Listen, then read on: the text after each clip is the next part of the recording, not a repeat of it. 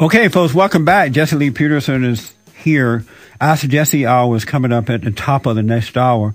Appreciate you being here, taking your phone calls at 888-7753-773, 888-77-JESSE. You can also go to my Facebook page, facebook.com/Jesse Lee Peterson. Thank you for being a friend. I absolutely appreciate it. We're talking to Herman Cain. He is a strong potential presidential candidate for 2012, representing the Republican Party. What kind of self-respecting black man will run as a Republican? Name one thing the Republican Party has done for black people. One! Well, they were the party of Lincoln. They stood against the tyranny of oppression by leading the call for the Civil War and forced passage of the Emancipation Proclamation, which freed the slaves. That's great. I tell you, it's amazing. If people get what I call, they get stuck in these mindsets, Jesse, and it's difficult to get them out. Name one thing that the Republican Party has done. Well, let me give them a couple. Yeah. Back when the Civil Rights Act of 1964 was passed, it wasn't just Democrats who passed it. A larger percentage of Republicans in Congress voted for it than the percentage of Democrats. Yeah. Democrats had the greater numbers, but the percentage of those that voted to pass it was greater on the Republican side.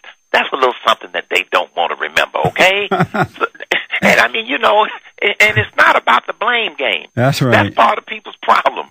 The blame game makes people lame because then you are not able to maximize your own potential, worrying about who you're going to blame for this, who you're going to blame for that. That's right. 2 quick questions. One is, are you ready to announce on the Jesse Lee Peterson radio show that you are definitely running for president? The answer is not yet. And here's why, Jesse. There are 15 million people in America unemployed. Yeah. As soon as I become a declared candidate, there will be 15,000,001 unemployed people, and I don't want to drive up the unemployment rate prematurely. That's right.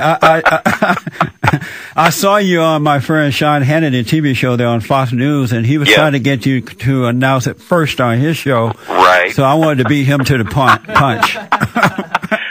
I have you with all due, it's an honor. You and Sean and Greta Van Susteren and Neil Cavuto. Everybody wants me to make that announcement on that show first, and I really am honored that they want me to do that.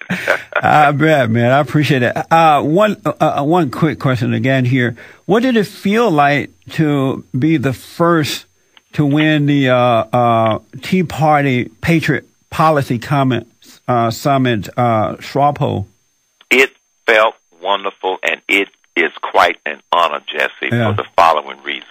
Number one, the Tea Party movement, the citizens movement, has been attacked, as you know, and the left, the liberals, have tried to label it as a racist organization. Yeah. I was even attacked after my speech at CPAC, the Conservative Political Action Conference, because I gave a rousing, inspiring speech. Yeah. And some liberal blogger then attacked me and called me names, simply because I identify myself as a conservative. I happen to be a black man. I'm an American. Yeah. And they resorted to calling me names.